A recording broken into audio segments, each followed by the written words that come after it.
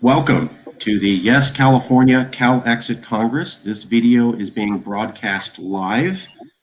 We are doing a big show today.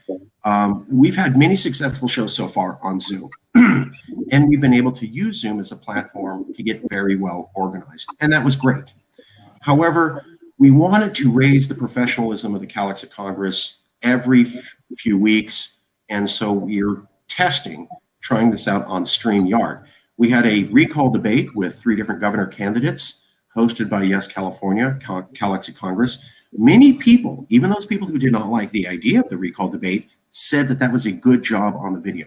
And so we said, why can't we take the video production quality and the professionalism, the corporate sheen, and apply that to our every Sunday meeting? So this is a transition. There's going to be a couple hiccups. I'm telling you right now, we will get this polished as time goes along. But let me just walk people through a little bit of the housekeeping.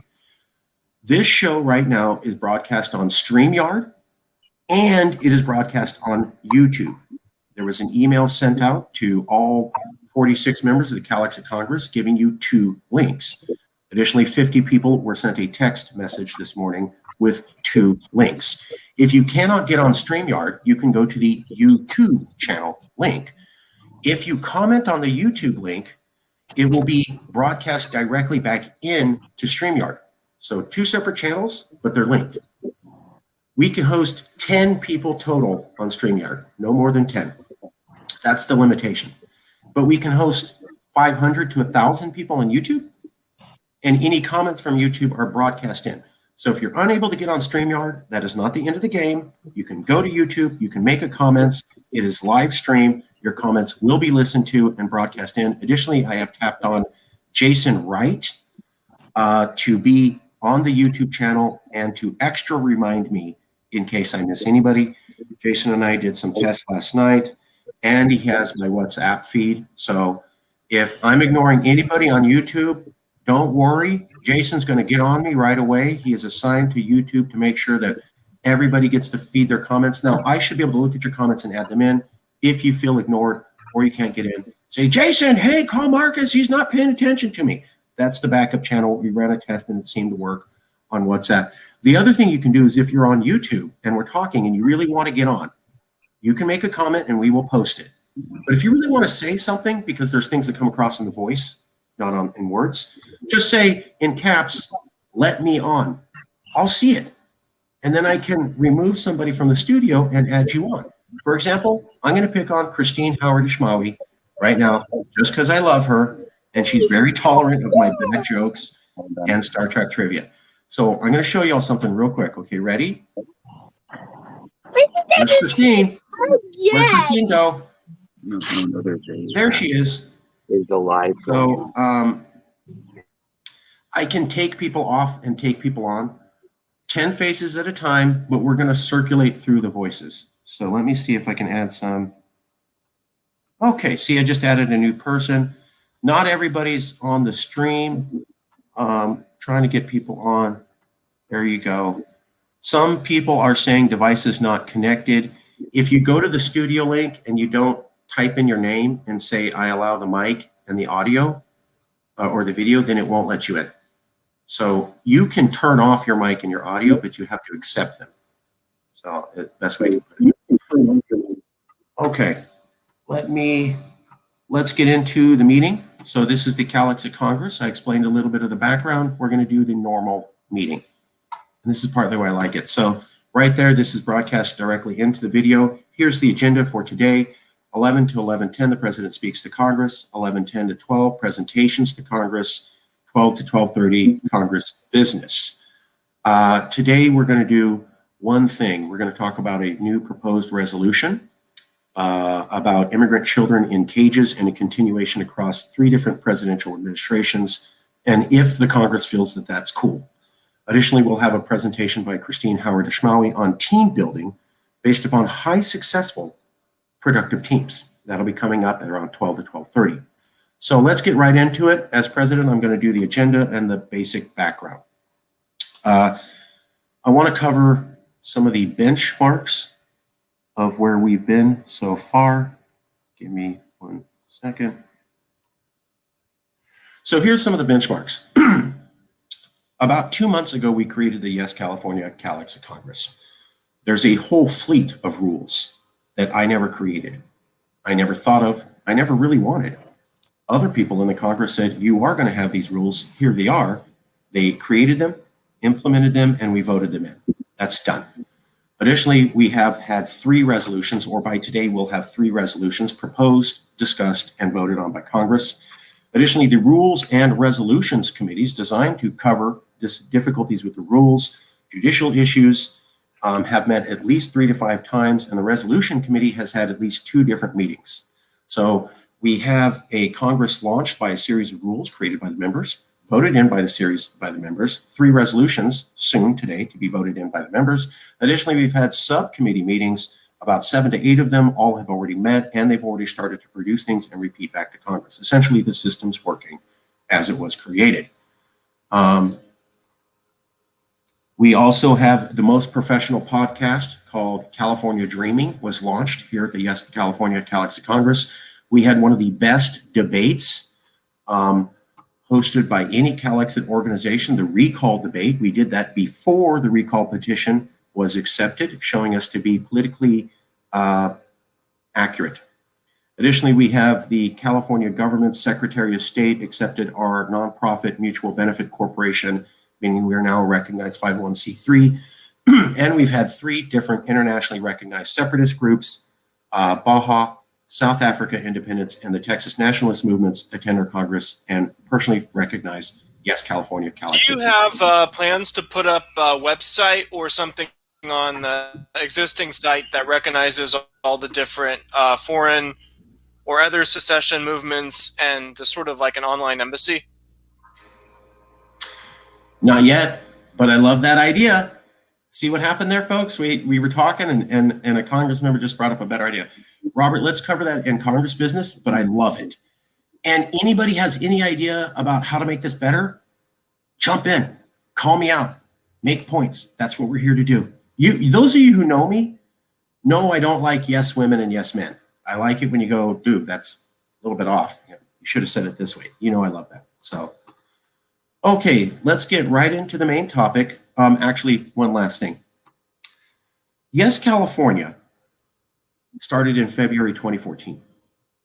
We started opposing Tim Draper's plan to split California into 6 states. That was during the Obama administration. And basically all we said was California's a nation. We should stick together. We were able to get more media, news attention, and coverage than the official Sacramento government-sponsored anti-6 states initiative. So Tim Draper had his initiative. Sacramento had a group called One California with a capital injection of about $200,000 to $300,000, Republican and Democratic political officials and ex-politicians, and they were organized to defeat the 6-state initiative. Yes, California got more publicity than them in February 2014. February 2014, top Democrats, top Republicans, $200,000, and they said, don't break up the state. Well, we did too, and we had more publicity. How did we do that as rank amateurs? Because we said California is a nation.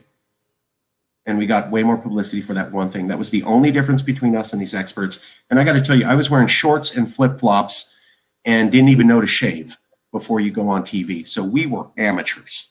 That was 2014, 7 years ago. And we got better from them. That was during the Obama administration. Then Trump was elected. We changed none of our talking points during the entire Obama and Trump presidency. We've been acknowledged by the media. And now here's Biden, and we're having the same talking points. And here's roughly what they are. We've said that after the January 6th coup, you don't have to believe that CALEXIT is the best solution, but you do have to believe that as Californians, it's now time for this conversation. This is the world's 5th largest economy. We've seen massive instability in America. World leaders around the world have questioned if America can lead the world anymore. And they're still questioning because the damage done by Trump was so extensive.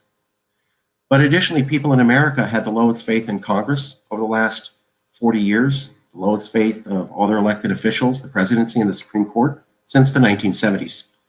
That's not because of Trump or Obama. That's just the way that it is. Additionally, the January 6th coup has eroded a lot of support that America may be a fully functioning government far into the future. Foreign policy scholars and experts are starting to ask that question, and that's all we're saying. Is it okay to buy a house without an earthquake plan? No. Is it okay to sail on a boat without a life raft? No.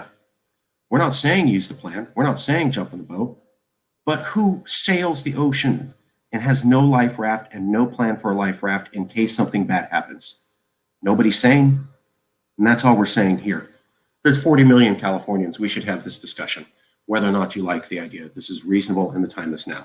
And in fact, we've started to say here at YesCAL CALEXIT Congress that you are in fact unreasonable if you believe that it is not acceptable to have this conversation now, or blind. But let's get right into it. Part of what we're also saying is this. Nate Silver is one of the top political experts in all of America, whether you like him or not, 538. After Joe Biden was elected, he said, what if California secedes because they're tired of being run by a minoritarian Republican Party? After Joe Biden was elected, a top political expert in America said, yeah, but what if Trump comes back? And what if the Republicans steal power and take it over again? California is going to go through this a second time? Maybe not. He's not alone. The Nation magazine, also after Donald Trump was elected, said the exact same thing. Because American politics systematically tilts power and money to smaller and more conservative states, undermining the interest of the majority of the population. So that's two experts who are liberal, not Fox News lovers, and said, wow, California may secede because while you got rid of Trump now, there's nothing stopping that from happening in the future. I would additionally point out to everybody that the federal Supreme Court this week talked about removing protections for journalists. A lot of protections for journalists were built on a 1967 Supreme Court case. Well, now two justices on the majority Supreme Court are talking about removing those protections for journalists. That would set America back 50 years. Nate Silver and the Nation magazine said 2 months ago, watch out for that happening, because even with Biden elected and even with the Democrats in control, there's nothing you can do to stop that short of a constitutional convention. The Constitution bakes in an unfair system. And until that's completely rewritten, nothing's going to change. That is the introduction for today's show. Now we'll get right into the meat and potatoes, but first, a quick break.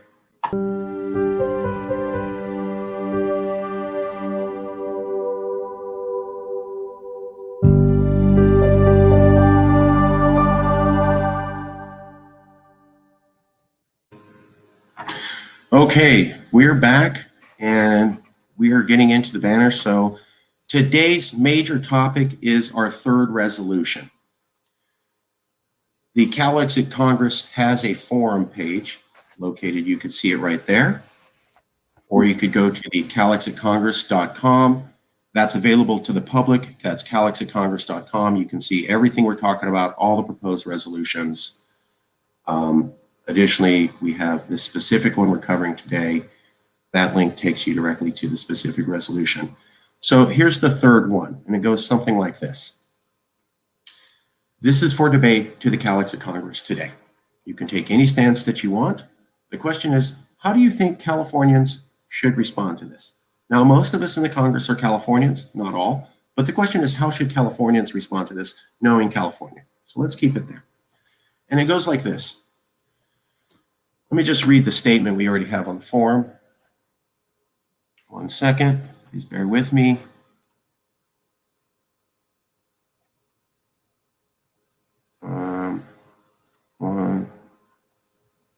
One second. Okay, here is the statement already on the CALEXIT Congress page at the link. Reminding everyone in California that we saw the American federal government under the Trump presidency support separating Latino children at the southern border from their family and placing them in cages. Reminding everyone in California that Alexandria Ocasio-Cortez notified the world that this practice was on the same moral level with concentration camps. Noting that recently the American federal government under the Biden presidency has reopened the worst offending border stations with the highest amount of kids in cages and deaths after Californians were told that the Biden presidency would be a mass repudiation of the worst aspects of Donald Trump. Noting that Alexandria Ocasio-Cortez herself has called out Joe Biden this time for his actions and says that it is the same thing as when Trump placed children separated from their family. Reminding everyone in California that Biden was also a key architect of creating the American federal system of placing Latino children in cages who were coming across the border when he was vice president. Reminding everyone in California that Biden recently told all of Latin America to not come to America, live on TV, right after the movie Coming to America came out. Funny. Showing a level of xenophobia against immigrants that parallels the previous American administrator. And that he did this at the start of his presidency, creating a precedent early on of a preference against being open to Latino mass immigration. Reminding everyone that after months of being in control of the American presidency, the Immigration and Customs Enforcement website, ICE, by the federal government is now run by the Biden administration. And it still suggests all Latinos who come from other countries don't have any access to health care. And it excuses federal government allowing deaths in immigration facilities because the death rate for Latino immigrants detained by ICE is lower than that in federal prison. We need to look at what does this mean across multiple administrations when this happens. So here's some citations just to show we're not making out. Kids in Container, GOP, AOC, cite hypocrisy. Weird to see Republicans and AOC on the same page. Here's AOC criticizing Biden for kids in cages. Here's Biden telling migrants, don't come over, live on ABC TV. And here is the U.S. Immigrations and Custom Enforcement website that talks about and infers that all Latinos have no access to medical health care and that it's okay if they die in detention facilities because the execution rate is lower than a federal maximum security prison. I'll turn it over to comments. How should we respond to this? How is this okay? See, here's a comment by Jason, very well put. Carlos, that's footballer, welcome. So go to YouTube, comment. We're going to turn it over to Congress right now and ask for comments from anybody. So let me see. Does anybody want to start off commenting who's on the Congress right now? TJ, Shelton, Christine, Robert, Adam, or Sam? TJ? Let me unmute you. Sorry. Oh, sorry. There, you're unmuted, TJ. What do you have to say, brother? Well, I mean, to me, it's left wing, right wing, green tail, same bird. I'd give it a yellow head even. And I don't agree with everything Yellow got to say either. But what did you expect? It's a ship that's been heading away for a long time. Biden had a lot to do with building the keel and rudder of the ship. To expect him to be in there yanking the rudder over to the side to try and turn it, that's silly. That's not who he is. That was an unreasonable hope to put him up and elect him as the top of Team Blue. I mean, he is who he is. He's a macroevolution believing old white man who is happy with the status of his entire political administration and what he's done, and he's been a great champion for it. But just look at where he's always been, and to think that at this late in the game in his age he's changed, that happens. But usually there's like a really tight turn around an event, right? An event happens, somebody changes their mind and changes direction and marches that way. That's not Biden. What we expect, he's going to do what they do. There should never be a situation where children are being separated from their families, short of there being evidence of abuse. There should never be. And today, man, we got fast tests, right? We can find out if people are related. A little bit of talking can find out whether or not people show signs of being abused. But if they're coming over to here, we have their best interest at heart. we're going to keep families connected, and we're going to keep dangerous situations separated and use our best sense. But we're not going to expect Biden to be all about being truly pro-immigration and build America. I don't believe that for a second. That's just never who he's going to be. Okay. Any What other about comments? Robert? What were the solutions that you guys came up with in your committee meeting? Obviously, if anybody's a logical, empathetic person, they know this is wrong. Something we have to change this. But I know with Jason and Robert, your guys' committee meeting, you guys were specifically talking about this. What were some ideas and things you guys came up with? Robert Stark. Yeah, so we went over 2 resolutions. The main one was the one about Joe Biden and kids in cages, and we were initially going to have 2, and we came upon the resolution is to explicitly link this to Joe Biden and emphasize how nothing has changed.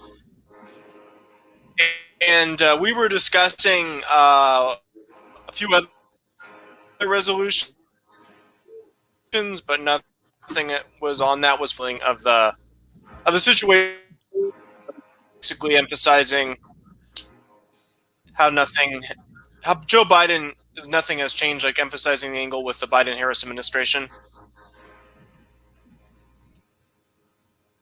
Okay. Christine, more thoughts? How do you feel about this? How do you think Californians should feel about this? Disgusted. Absolutely disgusted. And I lived in Arizona, and in Tucson, we actually had one of these detention camps probably about 5 minutes from the city, pretty much still within the city. And people would go and protest outside. They would go and donate things to the kids, and there were adults in there as well. So I think we need to bring back the attention on this subject because people have mostly forgotten, I feel. Okay. Other comments from anybody? Also, if you are on YouTube, you can type in "let me on" and I will see it and I will bring you into the studio to make a comment. Live comments from anybody else in the Congress. How do you feel about this issue? Anybody? Sam, Adam, Robert, Rich, Christine, TJ, Stephen, Diane, and Mike. Any comments from anybody else? Let me check the YouTube. Okay. All right. Well, seems like we're all basically agreed. there's not so many more comments. I'm sorry? Okay, seems like we're basically agreed. There's not a whole lot of comments. I would like to propose a resolution that the CALEXIT Congress say that we at least recognize that the Trump administration was horrible and antithetical to California values. But we were told that this is decency. And this is also not California values. So yes, Trump much worse than Biden. But what Biden's doing is not acceptable to us either. And I'm just spitballing. Congress can repudiate this, kick it back. But well, I'd say in some ways worse because with Trump things were kind of blatant and people automatically were like orange man bad. But I think with Biden, because a lot of people who identify as liberals support Biden, and because Biden, how he words things are more polite about how he words things. I think it's important to emphasize that. Also, with Kamala Harris, her background with California, I think emphasizing, because she's linked to California, maybe have a resolution or link to this resolution emphasizing that she does not represent California values. Whew. Okay, well, let me ask the group. How do Californians feel about that? Kamala Harris is vice president. She's sitting there right next to Joe Biden while all of this is going on. She opposed it every step of the way, or she did not. How should we feel as Californians? I'll turn it over to what Biden's the doing group. is Anybody can comment. Kamala Harris has said Congress can repudiate this, take it back. Okay. But well, I'd say in some ways worse because Trump. Okay, so if somebody could turn off their YouTube, I'm sorry. People automatically were like, "Orange." Okay. Professor, I need you to turn off your YouTube. I'm going to bring you into the studio. You have YouTube on. I need you to turn down the volume on YouTube or it feeds into StreamYard. Okay, there we go.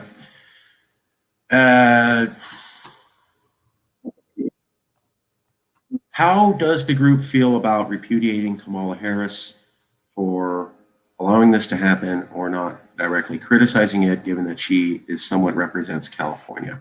I'll turn that back over to Congress, and I'll feed in any comments. I'd also say emphasize her record as Attorney General on criminal justice issues, and maybe link her record on criminal justice issues to this issue when she was Attorney General. Thoughts, feelings? Anybody can jump in. Professor Walter Williams, Adam Kokesh, Robert S., Sam, Christine, Rabbi Axelman, Diane, Mike C. How do we feel about putting Kamala into this resolution? Is that too far? Do we just talk about how the Biden administration is not representing California values, at least in this? Or do we also make sure to point out Kamala and her role? Thoughts, feelings? Anybody? I think if we go so far as pointing fingers at individual politicians, we'll be here all day. Okay. Okay, other thoughts, feelings, anybody? And you can also comment directly on YouTube, and we will broadcast it directly to this channel, as you can see.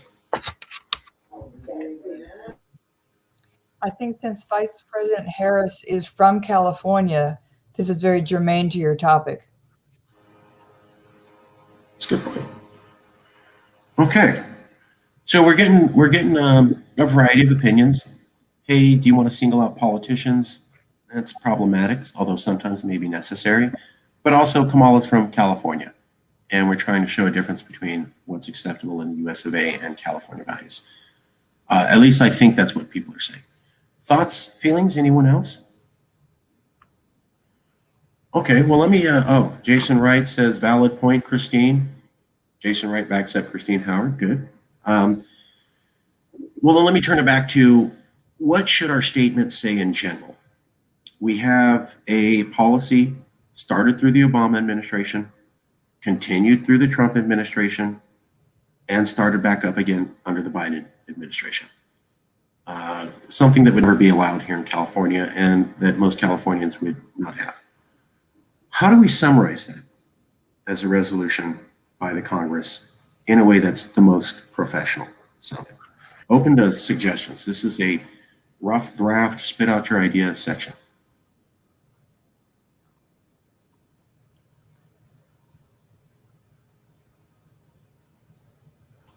Adam Kokesh says, let's not create a culture of debating all possible points in general session. Trust the work of the committees. Okay, that's a decent point.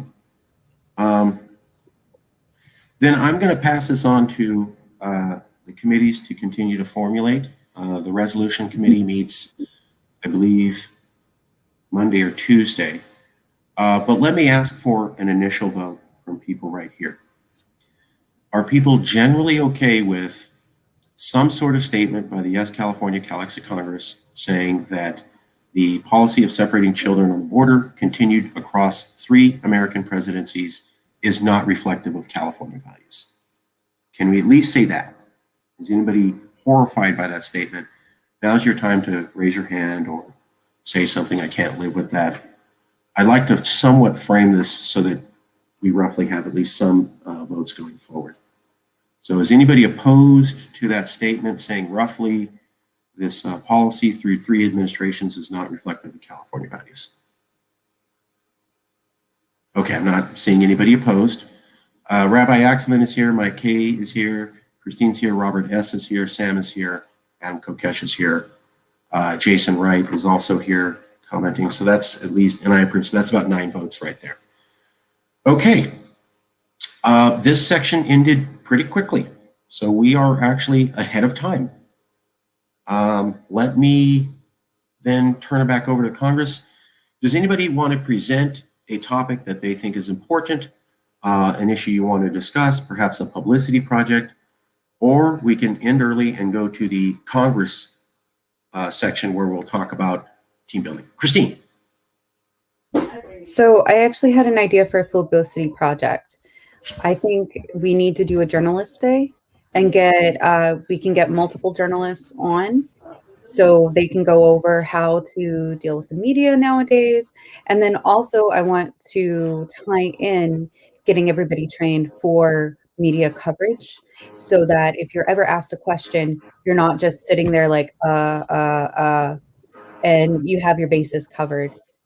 Especially if there's a media organization that is not sympathetic to YesCAL, we need to go on ahead and get prepared for that because they'll try to do subversion and get under our skin and figure out what's going on. So, yep, that's my idea. What more, do you have more details on that? Do you have a way you envision it? I know it's early draft, but if you could spitball, like, what do you roughly see that as, or how would that come together? And this is early draft phase, but just I know you had a little bit of a vision here. If you could share with the group, please. So it might not work in a California Congress meeting. We might actually have to do a separate video or StreamYard, and then get multiple journalists from different organizations, reach out to different contacts that we all know. And then what we can do is have them on a panel, essentially, and then talk about the theme of media today and how we're reflected, how we want to be perceived, and tips and tricks that we can use from them for doing that. Okay, let me 1 second. So would you call this journalist media training? I think that for a rough draft idea name, that would work. For a rough draft. Okay, so we are discussing a publicity idea, journalist media training, now shown there on the screen, so everybody watching this video knows exactly what we're talking about. Christine Howard-Schmaui was talking about bringing a couple journalists together. Well, we have a journalist online. Diane, any thoughts, feelings about this publicity idea? I agree that you are on the same page. Y'all should be reading off the same script. Okay. Okay. Any other comments on this publicity idea? Anybody have any ideas on this publicity? I love it. I think it makes total sense. I was working with a journalist. Yeah, I'm also. Yeah, go Robert. Go Robert. Yeah, I'm also a journalist for a local radio station. Yeah, I think it's a good idea maybe having a pamphlet with talking points in case members are interviewed, because sometimes if you're being interviewed by a journalist and if you stumble on a question, especially as you said, there's a network that is not friendly to the cause, it would be good having like a talking point, a list of talking points to revert to if one is struggling. Any other ideas for anyone else?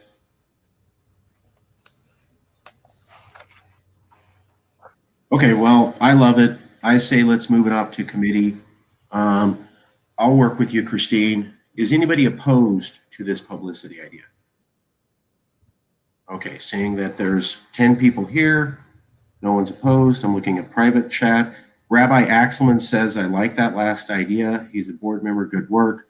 Looking at comments from YouTube, not seeing any opposition. So looks like that's a go.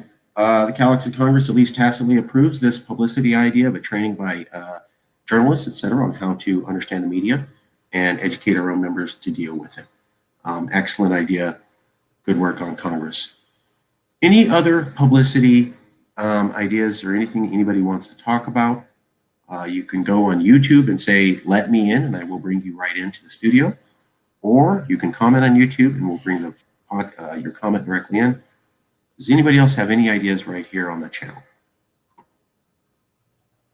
Okay, well, I have one personally.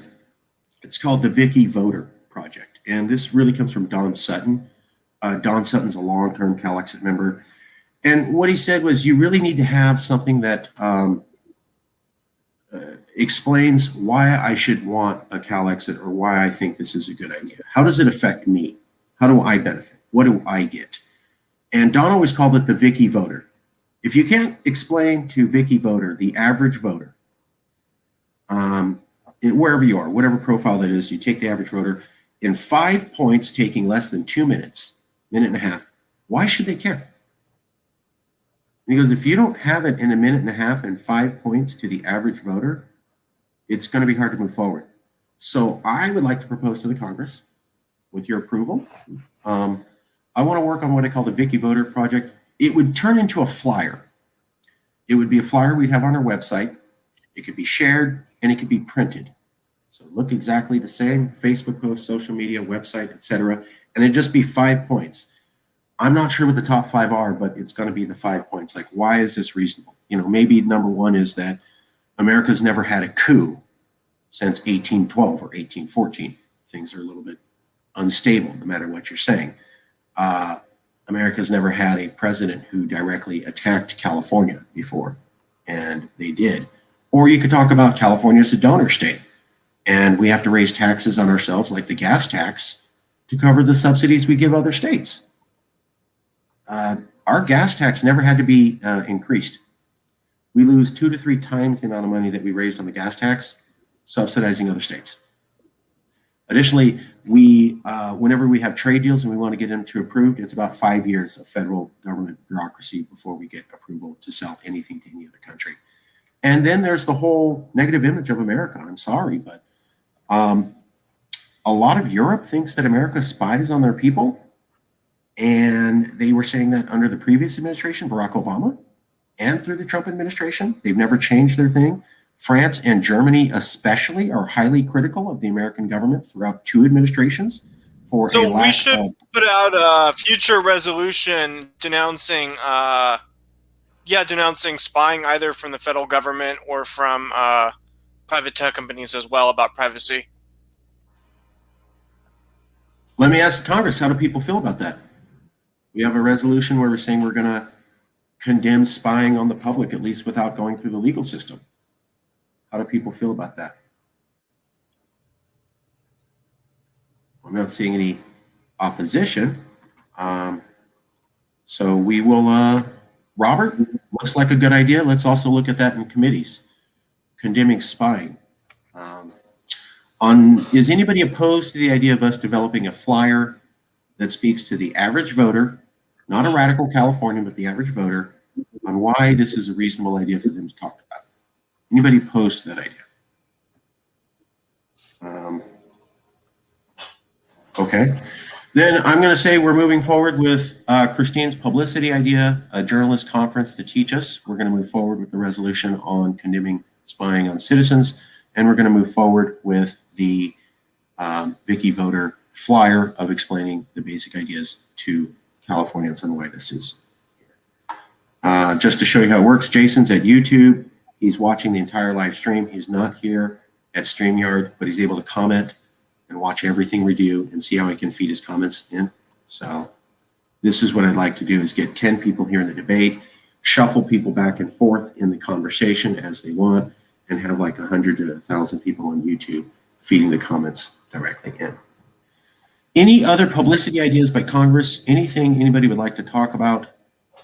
Congress members, you can also, as a Congress member, feed it in through YouTube, and we will share that. Professor Williams. Yes, sorry, my program crashed and I was just able to get back on, so I wasn't able to hear what the discussion was. But let me just make a general comment.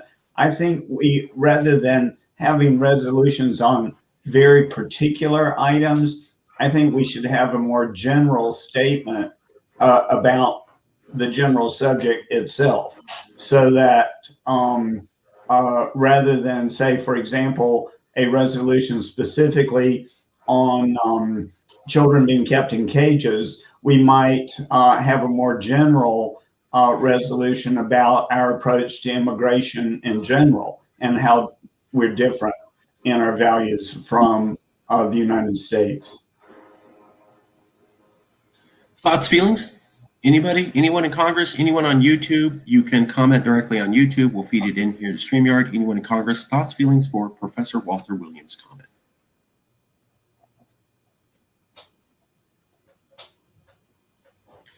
Okay, well, then I'll say that it stands. Nobody seems opposed. We should, when we're drafting the resolution, be cognizant of making sure that we're framing this in the highest level of value opposition, so not get too buried down in the weeds. Although I do think it's important to bring citations up. We'll Sure. keep it high level. Yes. Okay. Yes, we can give examples within the resolution of particulars, but let's frame it in a more general approach. Okay. I also got to point out, Rabbi Axelman said that he liked the last idea. I think that was the Vicki voter one. And he also said he wants to have input. All understood. Rabbi will get you the information. The CALEXIT Congress is dedicated to bringing people together who believe it's okay to have a conversation and it's reasonable about what if California has to become independent. You do not have to like any idea the Congress brings up. You don't have to vote for it. But we try to put people in contact with each other who want to work on the same idea. Okay, let me get some more comments in here. Feel that the way that we do it now is awesome. I think Jason says, I think a generalized statement is more of a corporate autocratic move. Well, we're not always going to agree, but we want to disagree productively. So let me kick it back to the professor. Any response to that? Someone says, hey, if we do it too generalized, it seems too corporate looking. Is that a problem? Is that not a problem? Is that something we want to do? Is it something we don't want to do? I think it depends on the wording. So if we are cognizant of that issue, then we can try to avoid that. Jason or anybody else, can have input to make sure that we do avoid that kind of approach. Okay. All right. Then generalized wording on the resolution is a good idea.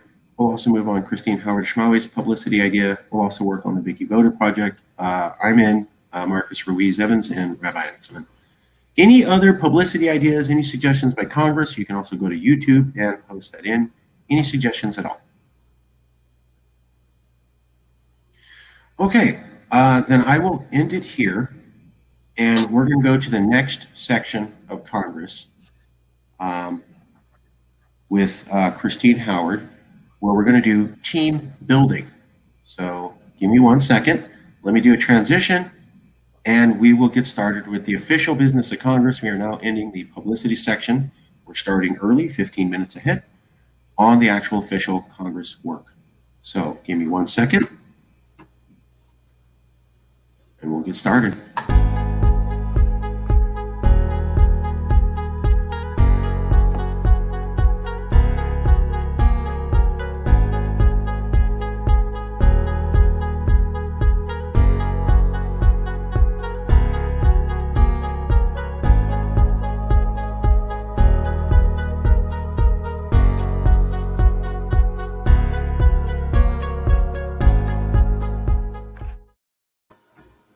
Okay, we're back. We had an introduction. We did a discussion of Congress about proposed resolutions, talked about major controversial issues. We also had 3 different presentations on publicity vehicles. That's what the Congress does. We bring people in to make it elevated, that it's okay for Californians to talk about how our values are different than America and what that means, possibly. You do not have to support a CALEXIT, but you do have to believe it's a real possibility and things aren't working like they used to. And it's okay to have an insurance or a safety boat. Let's turn to Christine Howard-Schmauwe. Christine has taken over a couple different roles, rules and the professional culture committee. I recommended her for those dual posts. She accepted both, and she's been doing a fantastic job. Let me tell you, the committee meetings are going to be coming out soon. Christine, I think you have something to share with the group today to make us all a little bit more professional, as is the goal of the Congress with our mission statements. Let me turn it over to you. Walk us through what we need to understand today, Christine. Oh, Whoops. Hold on. There, now try it. Hold on. 1 second. I had Okay. to unmute myself. There you go. Sorry. Christine Howard Ishmaeli. So today what I wanted to do was do an icebreaker with everybody just to get the team building started. So there's a game, and Jason Wright's the one that suggested this game. So thank you for that suggestion, Jason. And what we're going to do is play 2 truths and a lie. And we'll go through. This will be very quick because we only have a few minutes. But this is just to get people getting a feel for each other and start breaking the ice and start getting us a little bit closer and more connected so that our team building can take its first step. So I will start. 2 truths and a lie. I am 5.5 feet tall. I am a mother of twins. And I am also afraid of the dark. So which ones of those is the lie and which one's the truth? You can type it in private comments or go to YouTube now and comment where Christine's telling the lie. Or if you're a Congress member on the video, you could call her out right now in real time. I have my guess, but I don't want to give a tip. Okay, I'll guess. Okay. You are not a mother of twins. Very good. No, I have one son, and but he's as much work as twins. So, so Marcus, would you like to go next? Sure. My name is Marcus Ruiz Evans. I am. I founded the CALEXIT movement. I am half Sicilian, and I'm 44 years old. Which one's a lie? Half Sicilian. Nice. We know that. We know that. Okay. All right. Well, hey, I was trying to make it easy. I don't want to make it too hard. Okay, Robert, you want to go? I was on the AM radio with Marcus Ruiz Evans. I'm a local journalist, and I'm 5'7".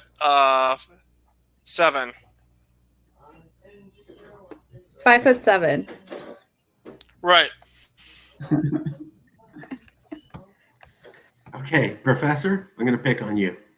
Oh gosh. I'm a retired professor of history and anthropology. I live in Redding, California, and I love to swim. Love to swim? No.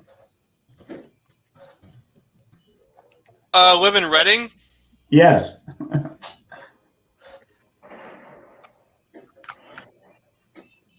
I don't Diane? know about swimming in Reading, but anyway, I'm not in Reading. Diane, would Hi, you this like is to- Diane. Yeah, I think you're all at a bit of a disadvantage in that you don't really know me very well. But here are my 2 truths and a lie. I was a hot air balloon pilot. I used to live in Greece, and I'm a Vietnam era veteran.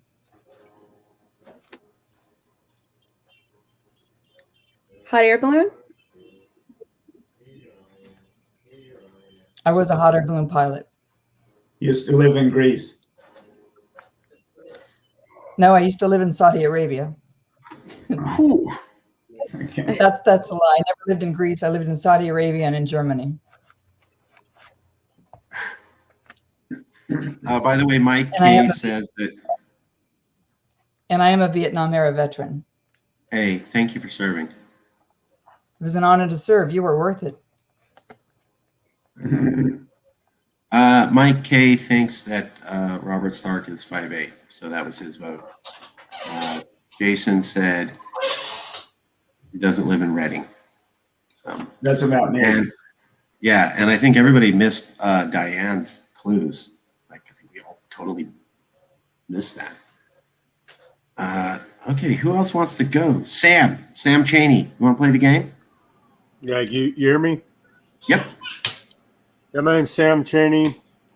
I work professionally as an accountant. I'm 6 feet tall, and I trust the government. Trust the government.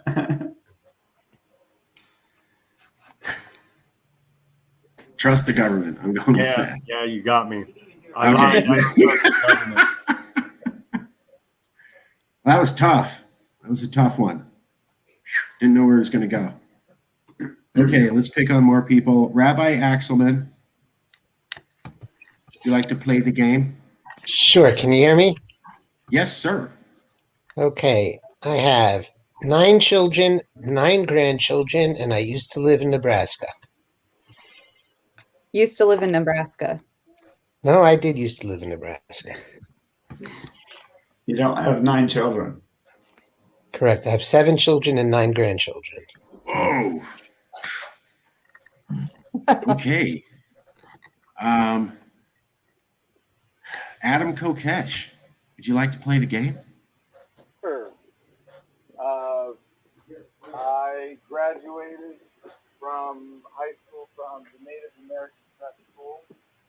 I am 6'2", and I am not on camera today. Cabin in the mountains.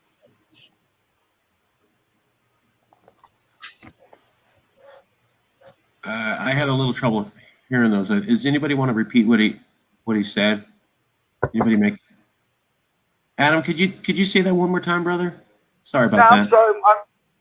I'm in a place with bad connection. Is that a little bit better? Yeah, way better, brother. Yeah. Oh, I apologize. Yeah. So I graduated high school from Native American Prep School. I'm 6'2", and I'm not on camera today because I'm building a cabin in the mountains of Arizona. The last one. Nope. But here I'll show you guys real quick. Please. Although I probably service a little bit here. But mountains of Arizona behind us. Huh.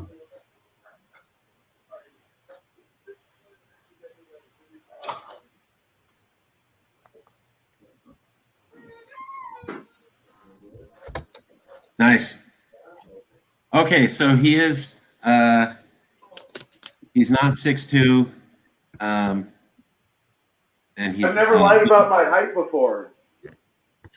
I think that's also not. What is your height? I'm 5'10". So you went to. They say, I thought you would be taller. I'm disappointed. You went to an indigenous prep school? Yeah, I was the only white kid there. It was a really cool experience and one of the benefits of getting kicked out of another prep school. Wow. Wow. Okay. Yeah. Elliot Axelman's joining us. Hey, from YouTube. See, I'm feeding his comments in. That's crazy. Okay. Who else wants to play the game? 2 truths and 1 lie. I think we've gone through almost everybody here in the studio. If you're on YouTube and you want to come into the studio, just say, "Let me in," and I will bring you in to the studio. Okay. I think we're out of participants right at this minute. Christine, I'm going to kick it back to you. So with what we just did, we're getting to know each other. So that's the basis for us getting to trust each other. And we'll be able to do projects and start seeing how everybody thinks so that we can work a lot better. So this is going to gel everybody and get the committees rolling. So this was a success in my opinion. I agree. Okay, Christine, before we move on, could you give people a little appetizer on some of the things the Professional Culture Committee is thinking about, or roughly what its goal is? You understand the concept very well. Perhaps a little bit. Why do we have that committee? What is it trying to do? And why is it so important to what's going on here? So right now, what we want to do is just get everybody up to a professional level, speaking, dressing, thinking, and interacting with their fellow Congress members. This isn't just about the image that we display in the public, but it's also how we treat one another. So we need to think of this as, in a way, a company, and you're not going to come up to your coworker and, knock their coffee out of their hand or something. You want to treat them with respect because you also want them to treat you with respect. So even if we disagree on 2 points or 2 viewpoints, we need to be able to come together, discuss it as professional, mature adults without screaming like a little toddler. So part of the committee is to make sure that we have the trust, we have the foundations so that we can work together cohesively. And then we're also working on possibly getting, I'm sorry, I just blanked. I'm sorry. All good. Yeah. Christine's a mom and a dedicated professional, and I think holds 15 other roles helping many other communities. She's awesome. It's been a privilege to have her here. The Professional Culture Committee is basically dedicated to making this CALEXIT Congress the best and most professional that it can be. Yes, California was able to get a lot amount of success in 2015, 2016 because we appeared very professional. We appeared to be corporate backed. We appeared to have all sorts of money. Now that wasn't true, but we dedicated ourselves to that appearance. And it's what you see on camera, not what's behind, as I've long said. Given that, we're working on doing things like this, making the presentation format more professional, working on making everybody who participates more professional, more engaging, how we speak, and also the coverage of issues. So the idea is to make the CALEXIT Congress the most professional Zoom chat, if you will, anywhere around. Is there a comment from someone? Okay. Christine, last comments? Any other comments? 1 second. So one big point is I think we all need to anticipate on being virtual for at least the next year, just with the COVID situation. So we're going to be developing some exercises we can do virtually, sort of like the icebreaker we just did. But as time goes on, we're going to get a little bit more thorough. And I want to try to do something like this at least once a month, just so that we can continue the process of gelling. Nice, nice. Yeah. We have a group of about 47 people. We're projected to get over 100. Growth has been very quick. A lot of people thought after Joe Biden was elected that our movement was going to die on the vine, and we've kind of had the total opposite reaction. While a lot of people like Biden, they feel that the chaos of the last 4 years can't just be shaken off and assumed to go away completely. So it rattled Californians pretty good.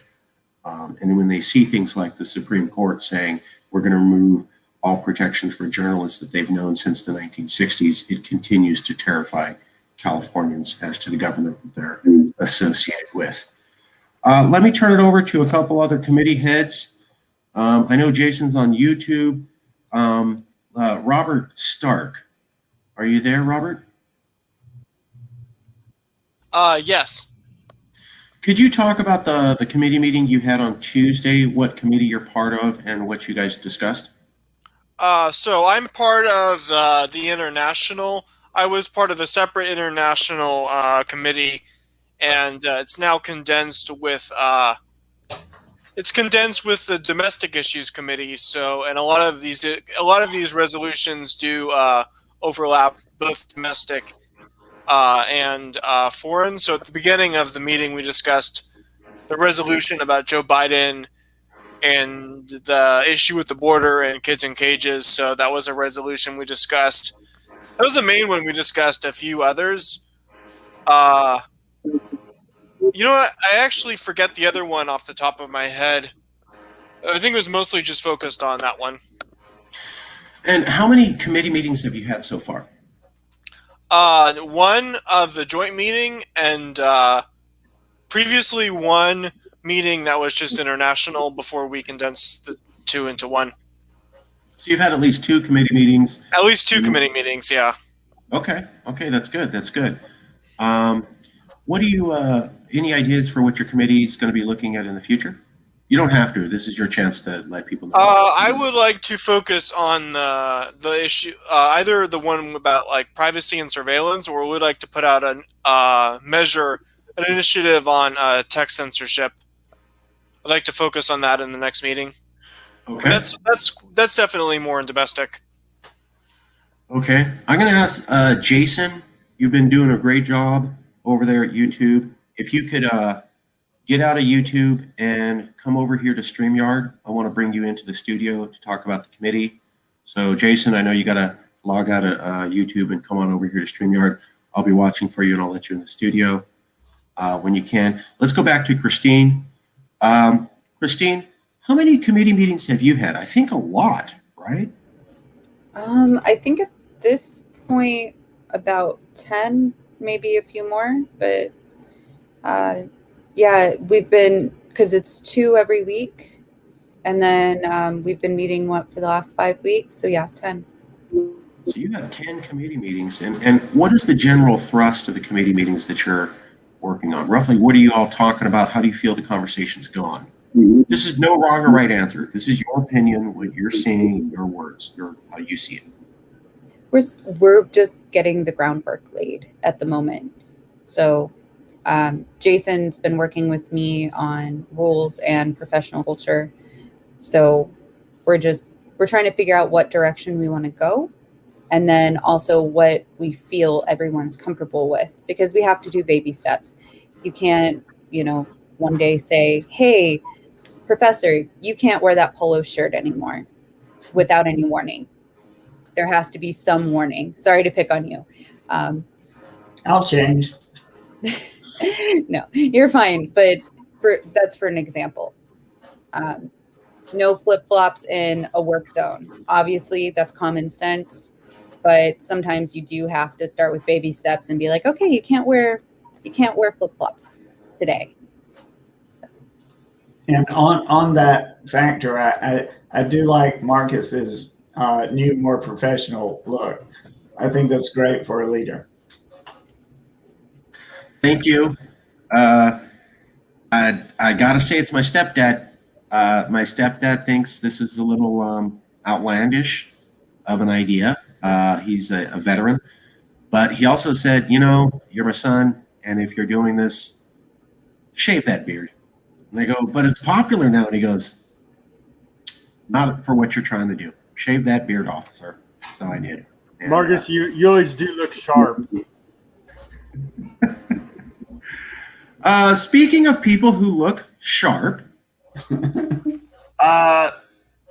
who is that guy on the screen? Is that, sir, I've never seen you before in my life. Could you please identify yourself? If you're an outsider, you're not welcome to this podcast.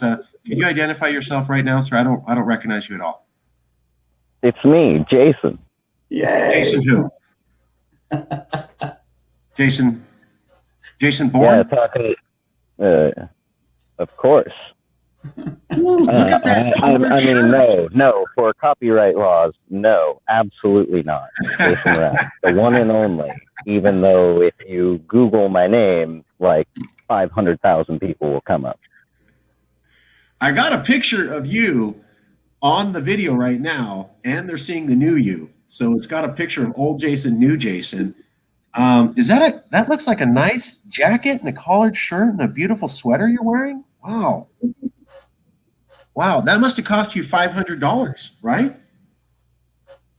No, I believe, and this was not the only stuff. There were a couple of jackets and some shirts and stuff. It was like $50, something like that. But yeah, actually, courtesy and compliment of my good friend Marcus right there. So can we see that yard? Can you show that front yard? Back. Not right now. Okay. All right. I went down and hung out with Jason. Love hanging out with CALEXIT members. And we just went shopping. And if you shop for deals, you know, we got a whole wardrobe for $50. So people like, can't do this, can't you do it? See this tie? I got so many compliments on this tie, that was free. So someone on this video call sent me this tie, and that person said, I got it at a discount store. It wasn't. So you can dress up. You don't have to spend hundreds of bucks. That's my point. It's all about, what does the video see? This vest, I've had more compliments on this vest than my suit. I spent $600 on my suit. How much do you think this vest cost? Can you guess? $30, Target. So my $600 suit, yeah, that's cool. That $30 Target vest, put it with this tie. This shirt is $5 at Ross. I mean, you can spend the money, you can, but you don't have to. That's my point. If you know what you're doing, you look good, look at Jason. So everybody, we're going to all look more professional. I'm here with you. We're all going to get there. And better to go through me than Christine, because if she gets after you about professional, whoa, you're not going to like it. So good cop, bad cop, folks. I'm here for you. Okay. Sorry, Christine. I'm joking. That was a joke. Ha ha ha. Okay. Jason, give us a little bit of notes about your committee. We've heard from Robert Stark. We've heard from Christine Howard Ishmawi. We want to hear from Jason Wright. How many committee meetings you've had? Roughly, where's it going? And where do you think the future is? No wrong or right answer. Yeah, so the Domestic Issues Committee, before merging with the International Issues Committee, met twice, and then once under the newly established merged committee status. During the meeting on the 16th, we discussed the Greater Idaho Movement. I've been doing some research since then, gathering some notes and citations. We approved a rough draft to propose to Congress, actually a generalized statement, really, for you there, Professor. Basically just stating that we base our movement on the right to self-determination, the right of a people to choose for themselves how they wish to be governed. And we also support legal and peaceful processes. Very exclusively, must be both legal and peaceful. Looking into this Greater Idaho Movement, as we had been asked to, our thoughts were that we could, at the very least, start with a kind of generalized statement that because we support the right of peaceful self-determination, who would we be to say that we don't support someone else's right to self-determination, even if it might actually potentially alter our method that we could use for our cause? Even still, we have to, maintain integrity and consistency with supporting peaceful, legal, and self-determination. So hopefully that rough draft will be presented sometime today, right? I think put up onto the Congress forum site. It's already there, but I'll make sure to double check. Yes, we will have that out today, as per our new policy, help decided by the Rules Committee, overseen by Christine Howard-Schmawi.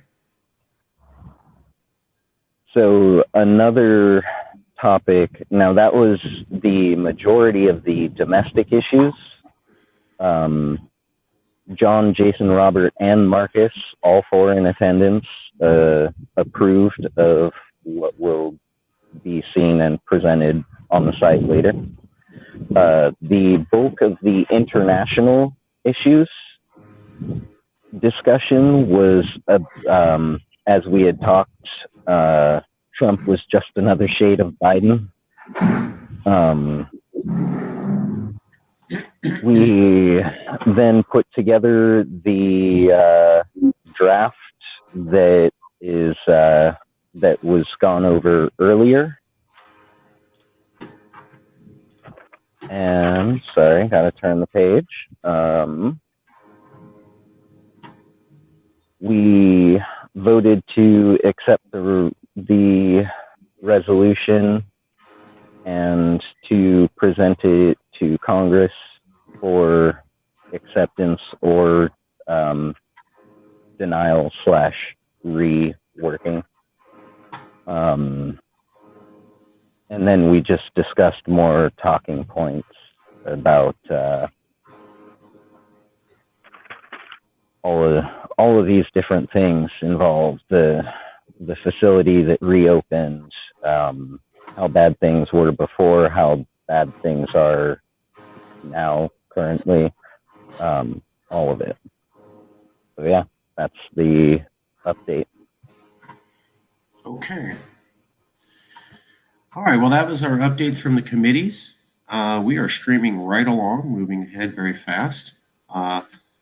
Let me cover real quick. Can I do my 2 truths and a lie real quick? Yeah, please. While you have me. Yeah, Christine, I'm going to turn it over to you to handle that with Jason. 2 truths and a lie.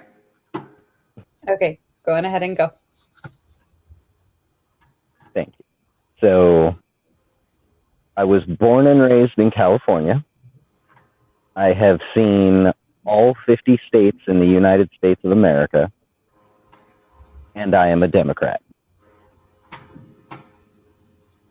Democrat is a know lie. this word, so I'm not going to say it. Democrat? Bingo. Registered green since 18, baby. Woo! And I did my 3 this way for everyone, rather than my usual European style. But if you ever see that, that's what that is. It's just another 3. It's not anything else. Marcus? So yeah, there you go. Yeah. Okay. Very cool. Very cool. Let me give me 1 second to do this real quick. And okay. Give me 1 second. Sorry.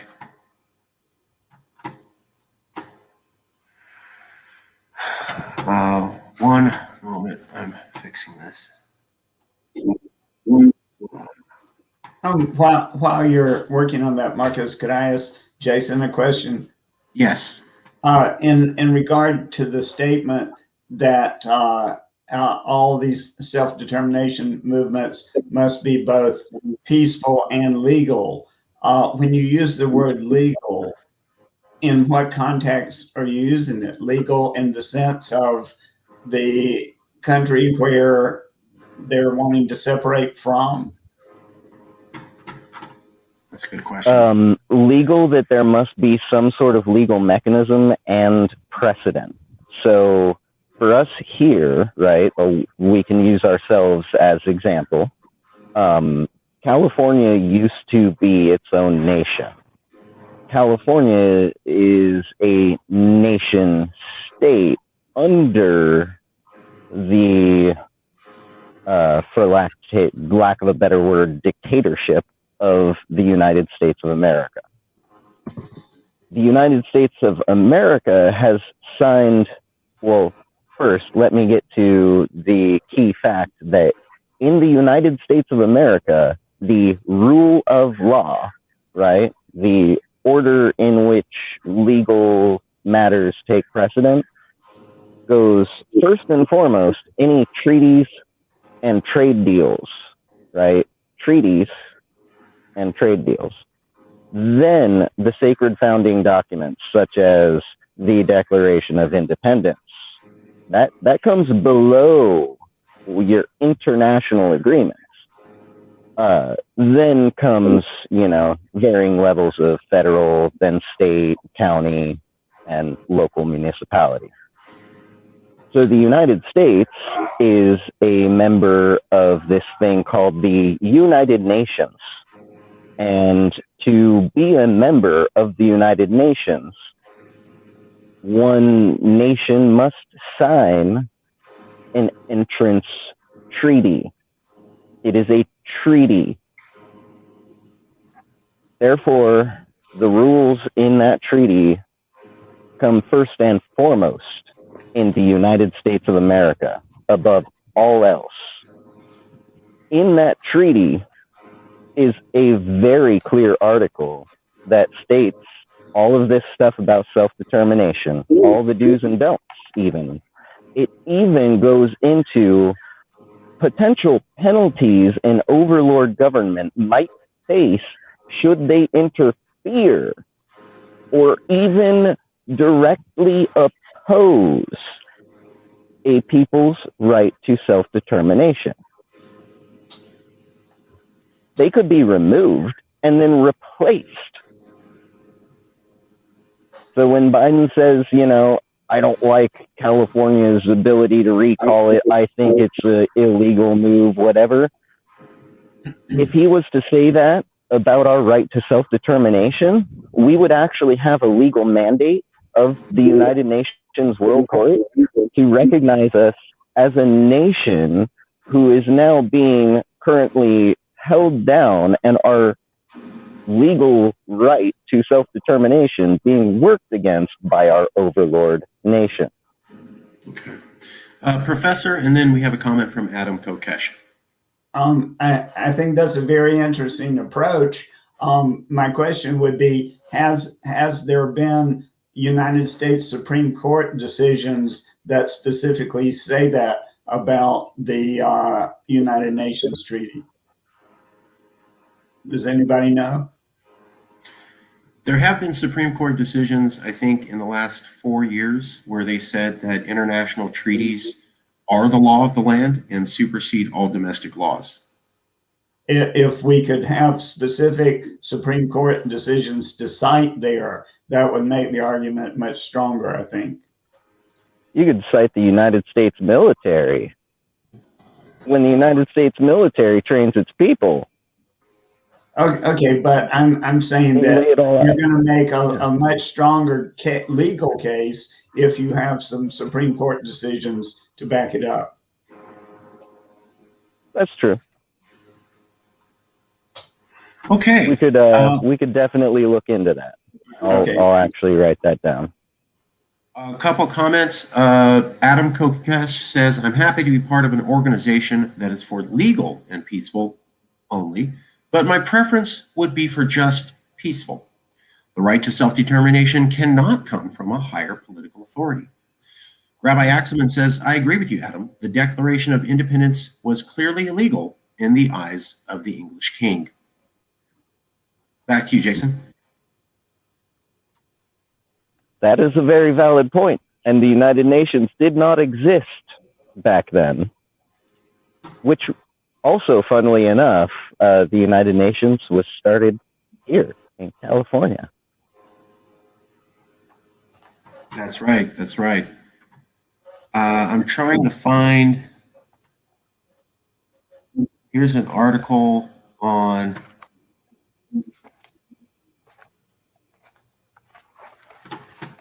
here's an article I'm going to post to StreamYard now on,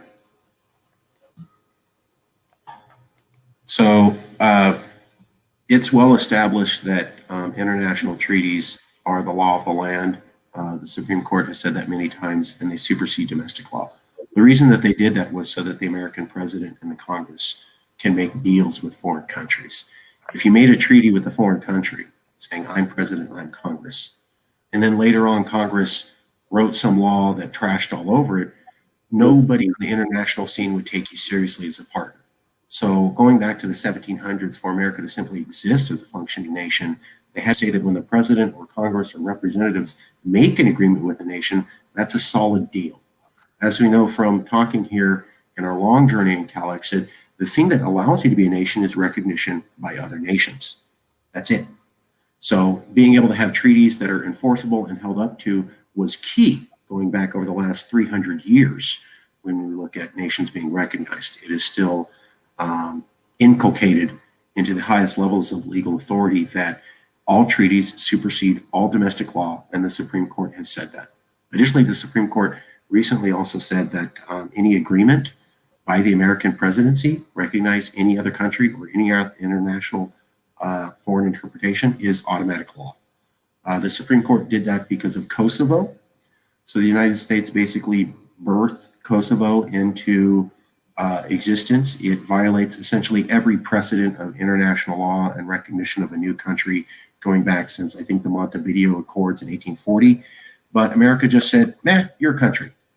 And the reason they were able to do that was the Supreme Court said, well, whatever the president says internationally is law.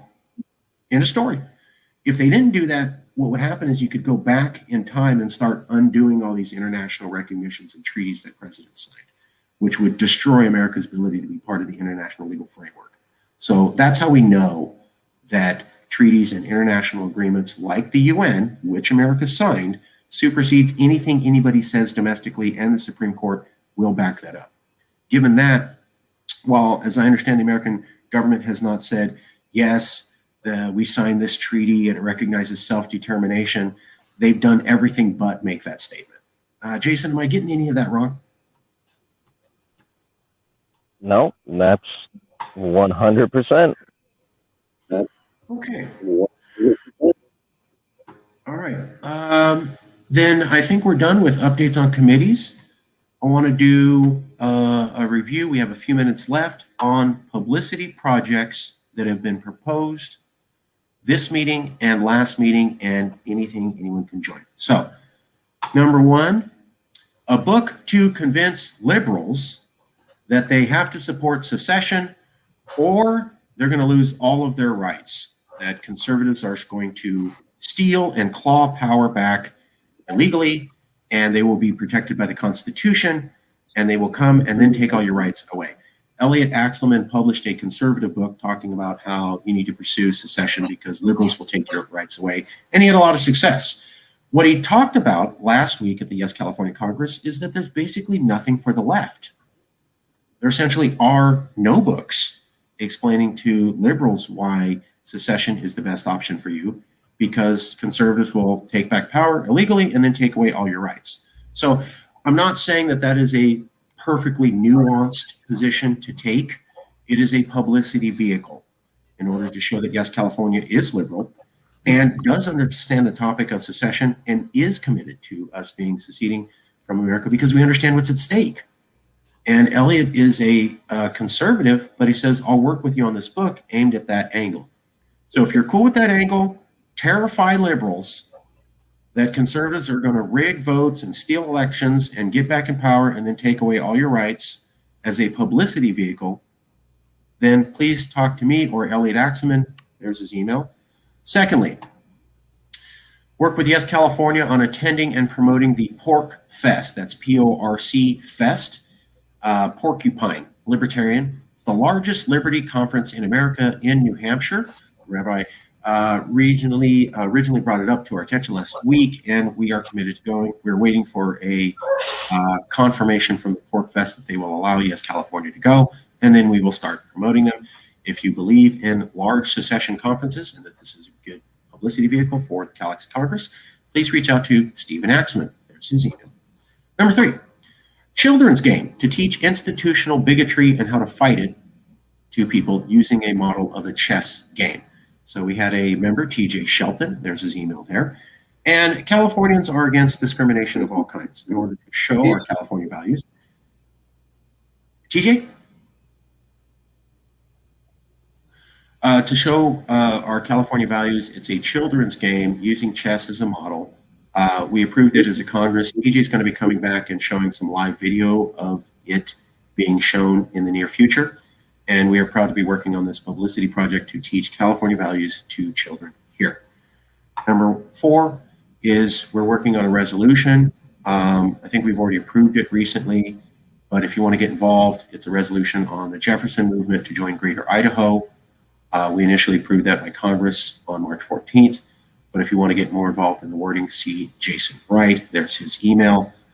Finally, we have this 5th publicity project we're looking at right now, a journalist conference to educate members on how to interpret the truth with Christine Howard-Schmaui. There's her email right there. Again, those were promotional projects presented to the CALEXIT Congress. Working on a book to scare liberals to support independence. Working on attending Yes California, the largest secession conference in America. Working on an innovative children's game that will teach values based on what Californians want. Working on a resolution where Yes California Congress talks about one of the most controversial issues related to secession in American news right now. And providing training where we bring journalists closer together to the CALEXIT Congress and make ourselves more professional. Those are the promotional projects. They are available to you to work on. This brings us close to the end of our meeting. We have about 5 minutes left before we go to the public comment section where anyone from the public can comment. Board members do not have to stay. They are welcome to stay, but they don't have to. Jason Wright. One quick thing is there is another one, and that's the International Outreach Committee, which will be meeting tonight at 8 o'clock. It's usually scheduled Sundays, 7. Tonight will be pushed back 1 hour to 8 p.m. Pacific, but there we will be discussing the California embassies, the CALEXIT embassies, the Nodin Embassy, cultural center, friendship centers, call it what you will. We've had great success gathering media support around the world with it before, and we are looking at several different ones all at the same time. So anyone interested in joining in that discussion, tonight, 8 o'clock on the CALEXIT Zoom channel that we normally were meeting on. Tonight, 8 p.m. Pacific time. All right, sounds good. Thanks everybody for coming out. Okay, let me wrap it up. Thank you all for being here. This is the last few minutes of the CALEXIT Congress. We'll be ending here on time, but you don't have to go anywhere. We're going to be recording for an additional 30 minutes, but the meeting is over. CALEXIT Congress members don't have to stay. We kept a commitment to the group that we would keep these meetings to about an hour and a half. Although it'll be public comment section and anybody could speak and say whatever they want. Here are my closing comments. Donald Trump was essentially the greatest exemplification of why California should become independent. But he wasn't the reason. He was a symptom. The fact is that America did elect that man in 2016. There's been multiple investigations. None of them have shown that the Russian or any foreign government actually switched votes, or certainly not in a high enough concentration that he didn't win the actual election in 2016. We fast forward to 2020 and he almost won. Joe Biden won, I think 53% of the vote, 52%. If you cut out the California votes, Joe Biden barely won over half the country. There's been no repudiation of Trump.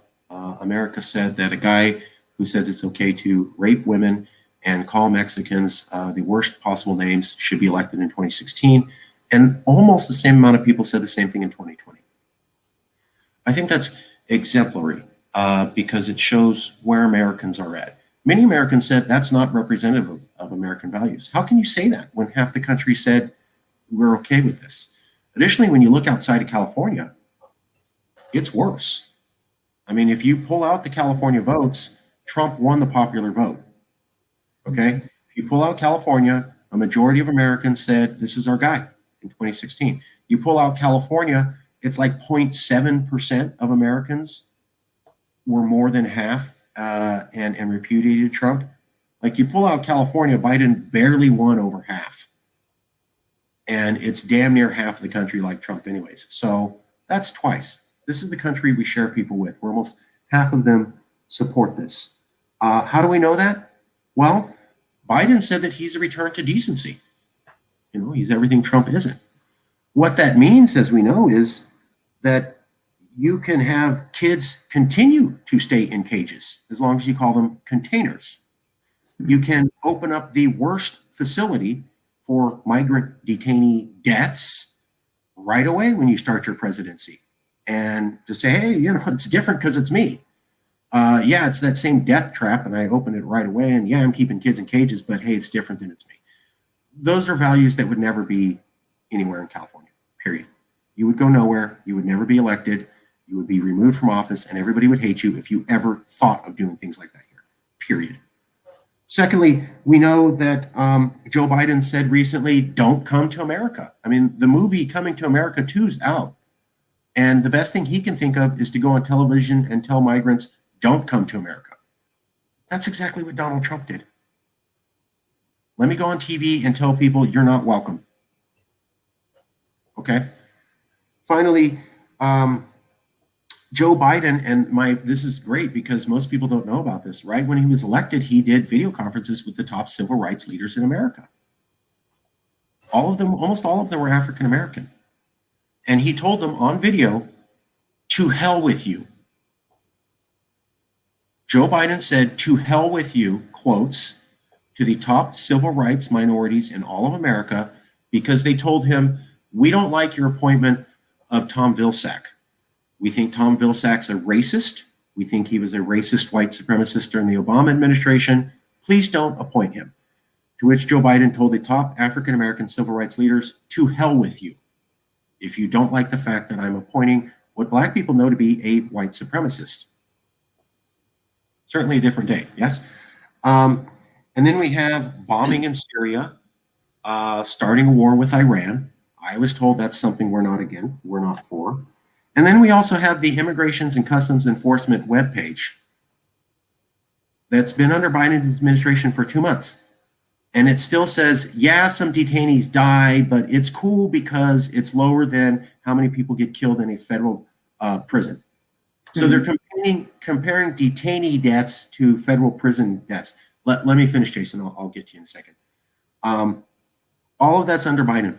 Continuing wars with Iran, ICE facilities killing people and being apologized, minorities told to hell with you, and I don't care if I pick white supremacist, immigration facilities opened up again, kids still in cages, and this is a return to decency.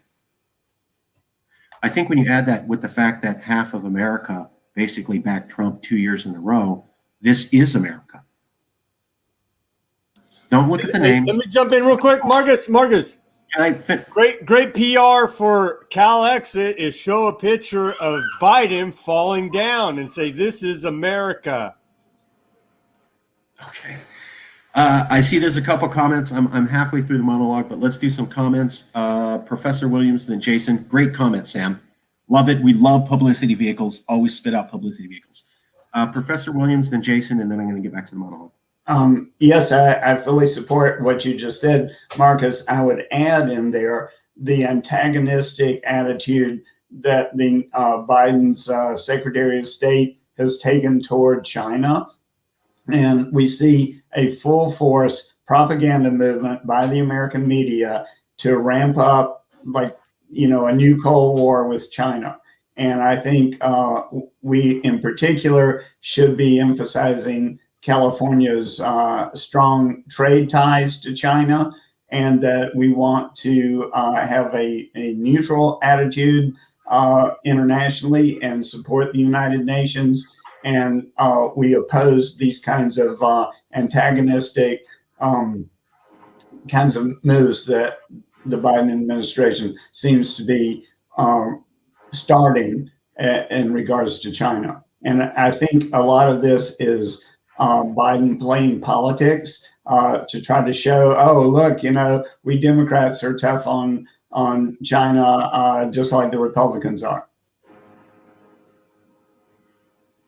Okay, Jason. Good comments, Professor. Jason Wright. Yeah, so my comment was going to be, while you were talking about the kids dying in the federal detention systems. So the statistic that they're using is actually far worse. It just speaks to the blatancy of the cover-up or attempt to cover it. They compare the small number of people that they are, relatively small considering what they're comparing it to. Keep that in mind. They're comparing this relatively small number of people that they have detained to all of the people imprisoned in any way, shape, or form in the United States of America as a whole, which has the largest prison population in the world. Yes. Okay. They're using this to compare to that and saying, oh yeah, see, that's not so bad. When you look at the percentage values, however, of children in these detention centers, because thankfully they're not in the millions, right?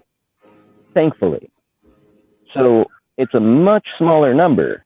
However, if there's I believe it was 156 in one facility that saw 8 deaths.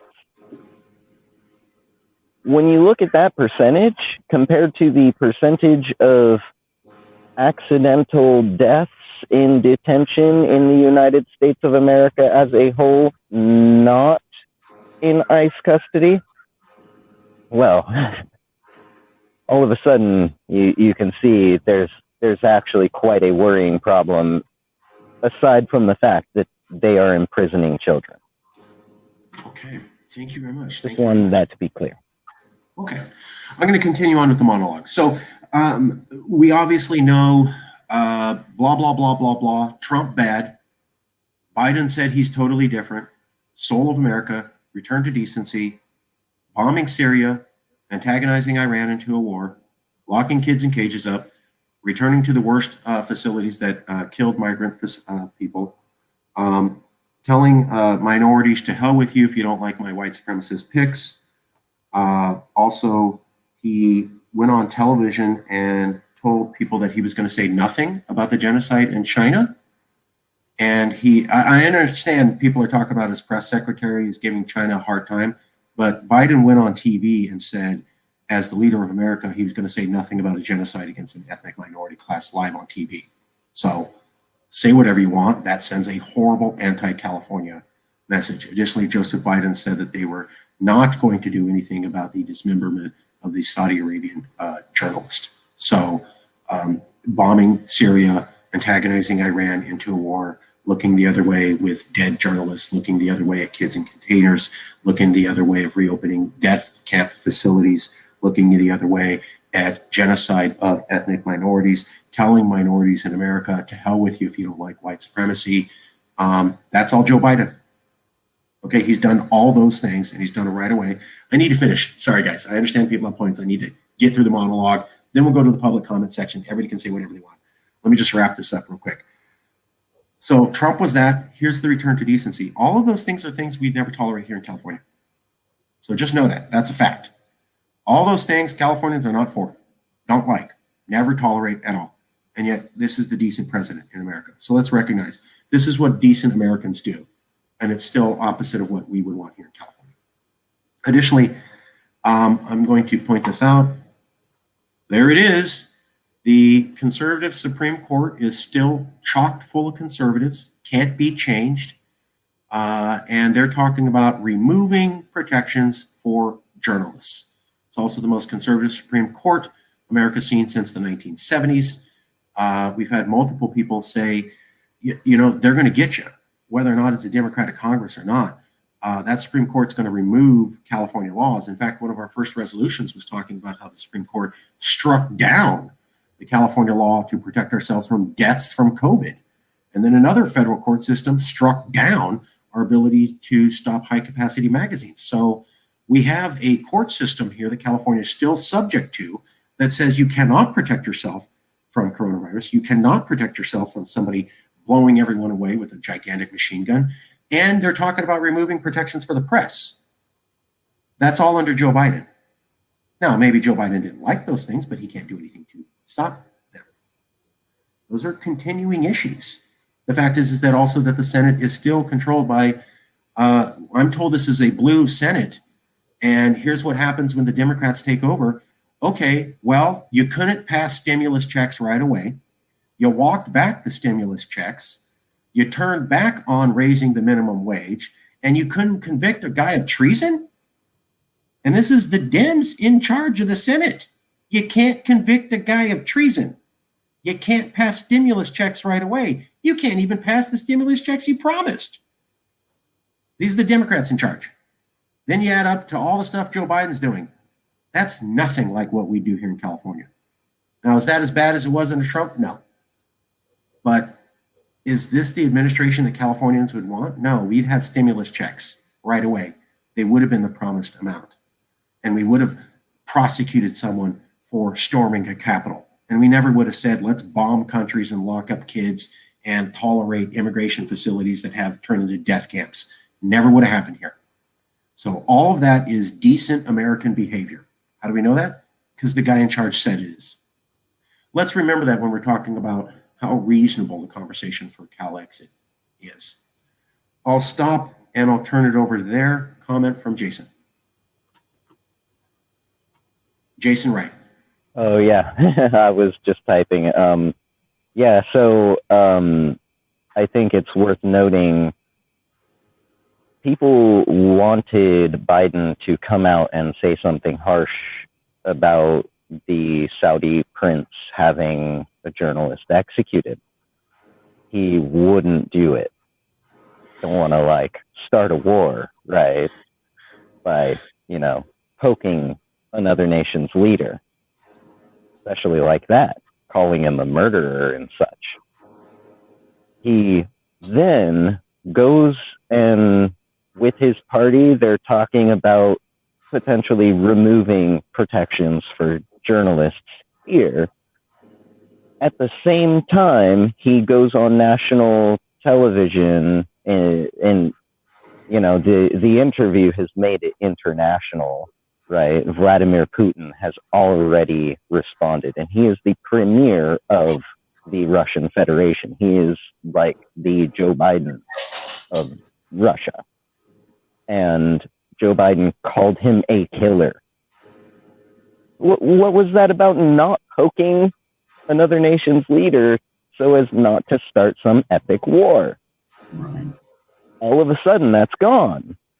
And then more sanctions against Chinese diplomats while they are coming here to meet to discuss diplomacy.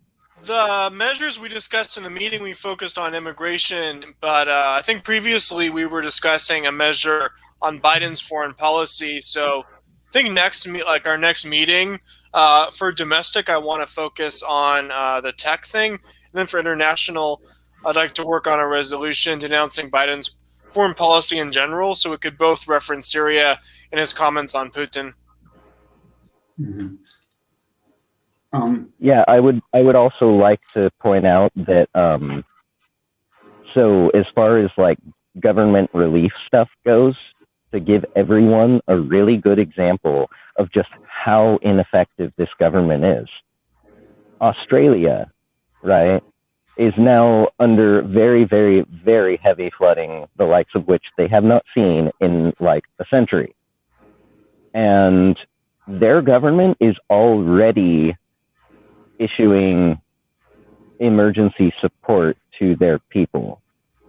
Already. They are still currently going through it. It just started, it's still going. They're already helping their people. What's up, USA? Thought you were leading the way. Professor. I think it will be more persuasive to try to address on two levels.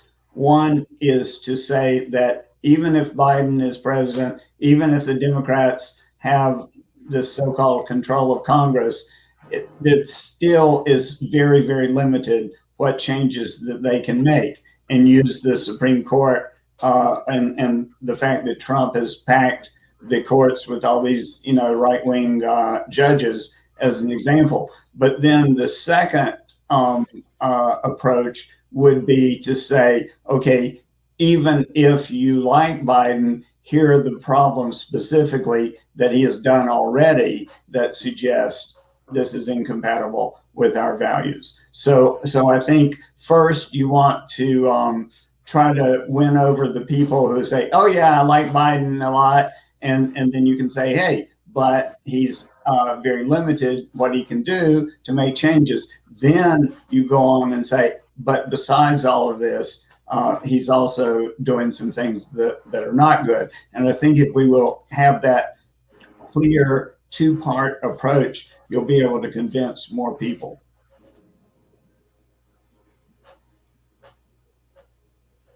Okay, any comments to that?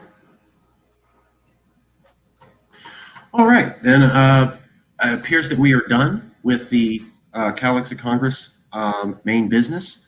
We typically do public comment section from 12:30 to 1. We push back that a little bit, so we have another 15 minutes where we'll be up. Let me do a transition, and we'll be right back with the public comment section real quick.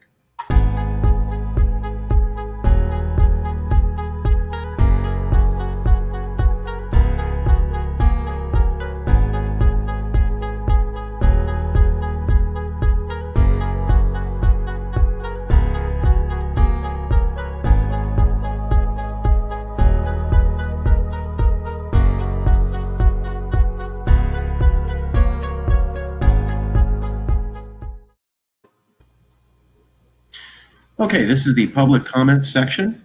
We usually have the meetings from an hour to hour and a half. We're about 15 minutes behind. We have 15 more minutes of public comment section where anybody can come and talk about anything they would like directly to the Congress or not. So I'll turn it over to anybody on the panel. Anybody have any comments? Marcus, let me jump in here. We need some meme makers. We need some meme makers to push CALEXIT out on the internet, because memes are a very effective way of conveying your message.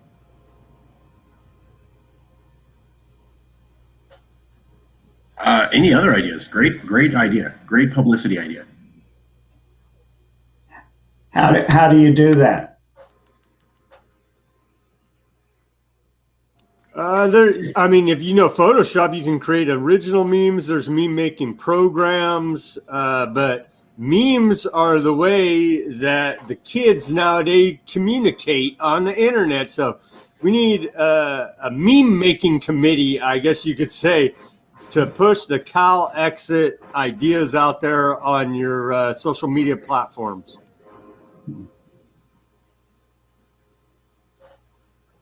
Jason.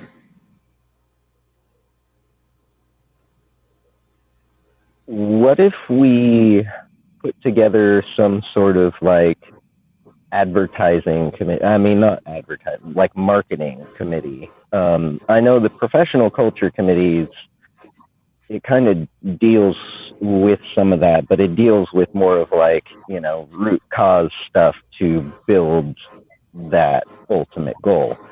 One example I was thinking of is if you show Biden falling down when he's going up the stairs to Air Force One, and somehow you put a narrative, America's fallen. This is why California needs to be independent. I don't know the exact wording, but you could use that picture, put the words, and boom, you got a viral meme right there. Yeah, and so what I'm thinking, because I love that idea. That's a great one. I could see the meme in my head right now, even though I don't know how to make it. I don't have any of the software or anything to put it together. That being said, we might want to form some sort of small committee of those of us who think about certain things like this. So that we can put our heads together and hopefully get one or two people who actually can make the memes and the digital, whatnot. But we could actually, obviously things would still need to be approved, right, for the Congress to be saying it or putting it out as part of our message. Yeah, but But have as it all long as we're on approved, message, right? but I'm saying a big part of the digital media is the memes, and if we could get our meme game together, then we could really push a lot of our agenda through memes. Yeah, there were some memes that were made, some digital art pieces that were made some years ago that proved quite effective. I believe most folks might be familiar with the heart that's got the United States in there, and part of it is breaking off, and that's I guess I should do it on this side. My camera's inverted. Part of it's breaking off because it's California and it's shaped like California, right? It's a broken heart. That was when we were talking political divorce, and we just need an amicable separation.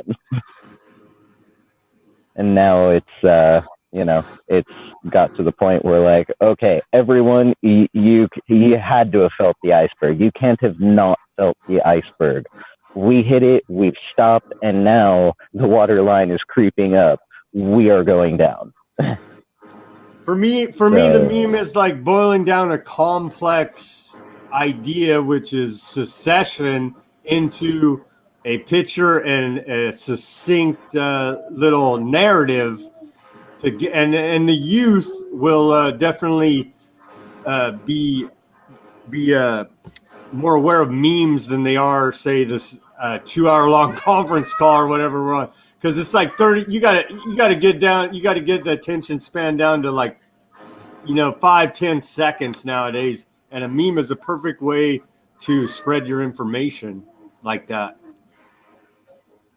Yeah, one thing that is kind of helpful is so a lot of people know, folks usually scroll when they're on Facebook, and they just kind of scroll along. All your social media is scrolling, yeah, but you have something that'll catch your eye. And they stop. Yeah. That's what the meme is for. Yeah. Ooh, look at that. And it kind of gives them that general feel of what it is.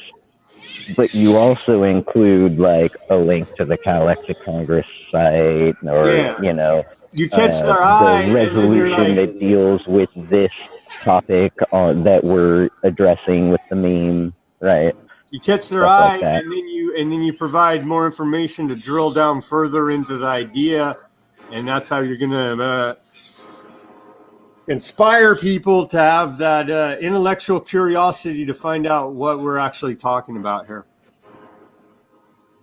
Yeah, exactly. Marcus, let me discuss something that you mentioned earlier.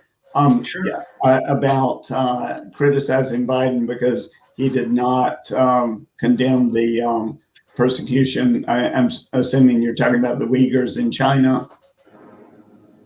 Yes, that was one of the. Yeah, he did. Yeah, I think we ought to define ourselves differently from the United States in regard to international issues. The United States has been very loud in its condemnations of human rights violations in other countries, but they do it very selectively, and just in putting it in terms that benefit the United States rather than just an across the board humanitarian response. And I think the biggest problem that the world has with the United States, well, not the biggest problem, but one of the biggest problems is that they see the United States as being very hypocritical when it criticizes human rights violations in other countries, but yet the United States government itself has done some of the major violations of human rights. And so I think we ought to be careful not to make that same mistake. I think we ought to say, You know, we are committed to the United Nations, and we want to have peaceful relations with everyone. And so we're gonna be different from the United States. If something is done within, say, the United Nations to condemn a certain thing, and the Republic of California votes to go along with that or even introduce it, that's certainly a valid thing to do. But I think we ought to be really careful and not just be spouting off on human rights violations when people can see it as very hypocritical. Okay, Jason. Yeah, I would say that is very valid and very true. But I would say that we actually could do it without being hypocritical, unlike the United States. And that's mainly because we here at CALEXIT actually do address the genocide against the indigenous brothers and sisters here in California. Right. We are unhappy with it. We recognize that atrocity, that horrible stain on our past as Californians. I wasn't alive for it, but you know what? I was born and raised here, and I consider myself a Californian first and foremost, above anything else other than maybe human being. And so I have to recognize the fact that horrible, horrible things were done here. And I don't think anyone really kids themselves from this group that things are not hunky-dory, and they never really were. But what we would like is to gain our independence so that we can work on making things better. Because obviously we can't do it while we're still under the USA. Right. No, I agree totally. 2 more minutes left. Just to let everybody know, there's 2 minutes left. Okay. I agree totally with what you say, but I think we should focus on that, and that would be our statement about human rights, that we respect human rights, rather than just wholesale condemnations of this other country or that other country about so many different things. We ought to be doing the opposite of what the United States government has done. Well, and I don't believe we have actually done any full-scale condemnation of a nation. We're pretty careful. We've always been pretty careful about that. When addressing the genocide against the Uyghur folks, right? We address it very specifically. We're not saying darn you, China, or we hate China, or none of that. We're saying very clearly, hey, there is this issue. There is some policy driving this, and we think that it is atrocious. This is like totally against everything that Californians stand for. Well, I think so we're not really doing, just like when people have come and said, will you come out and condemn Russia? No, we won't. Okay, and we are out of time. Thank you both. So appreciate it. Good discussion. We're going to end the meeting here. I'm going to leave the recording. The recording will end, but the StreamYard will be open. People can continue to discuss for a few minutes. But the recording is going to end. So let me end the meeting, and we'll end the recording. I'm going to do it this way. We'll go from there. Don't go anywhere if you don't want to. We'll still be here. Give me 1 second.